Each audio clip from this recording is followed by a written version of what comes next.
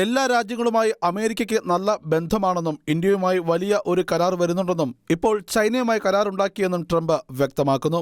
ചൈനയുമായുള്ള വ്യാപാര കരാർ സംബന്ധിച്ച് കൂടുതൽ വിവരങ്ങൾ ട്രംപ് പങ്കുവച്ചില്ലെങ്കിലും ധാതുക്കളുടെ കയറ്റുമതിയുമായി ബന്ധപ്പെട്ട വ്യാപാര കരാറാണ് ചൈനയുമായി ഏർപ്പെട്ടതെന്നാണ് വൈറ്റ് ഹൌസ് വൃത്തങ്ങൾ പുറത്തുവിടുന്ന റിപ്പോർട്ടുകൾ. ഇന്ത്യയും അമേരിക്കയും തമ്മിലുള്ള വ്യാപാര ചർച്ചകൾ പ്രതിസന്ധിയിലായി എന്ന വാർത്തകൾ വ്യാപകമായി പ്രചരിക്കുന്നതിന് പിന്നാലെയാണ് ഇന്ത്യയുമായി വളരെ വലിയ ഒരു കരാർ ഉണ്ടാകുമെന്നുള്ള സൂചന ട്രംപ് നൽകിയിരിക്കുന്നത്. ഇന്ത്യയുമായി വളരെ സുപ്രധാനമായ ഒരു കരാറിനാണ് ഒരുങ്ങുന്നതെന്ന സൂചന കൂടിയാണ് അമേരിക്കൻ പ്രസിഡന്റ് നൽകിയിരിക്കുന്നത്. അതേസമയം ജൂലൈ 9 ഇരു രാജ്യങ്ങളും തമ്മിലുള്ള പരസ്പര നിരക്ക് ഇടവേള അവസാനിക്കുന്നതിന് മുന്നോടിയായി ഇന്ത്യയുടെ വാണിജ്യ പ്രതിനിധികൾ വെള്ളിയാഴ്ച അവസാനഘട്ട ചർച്ചകൾക്കായി അമേരിക്കയിലെത്തി. കഴിഞ്ഞ നാളുകളിൽ അമേരിക്കയിൽ നിന്നുള്ള ക്രൂഡ് ഓയിൽ ഇറക്കുമതി ഇന്ത്യ കാര്യമായി കൂട്ടിയിട്ടുണ്ട്. 2025 മാർച്ചിലേക്കുള്ള കണക്കുകൾ പ്രകാരം അമേരിക്കയിൽ നിന്നും ഇന്ത്യ ഇറക്കുമതി ചെയ്യുന്ന ക്രൂഡ് ഓയിലിന്റെ മൂല്യം 11.49% വർദ്ധിച്ച് $63 ബില്യൺ ആയിട്ടുണ്ട്.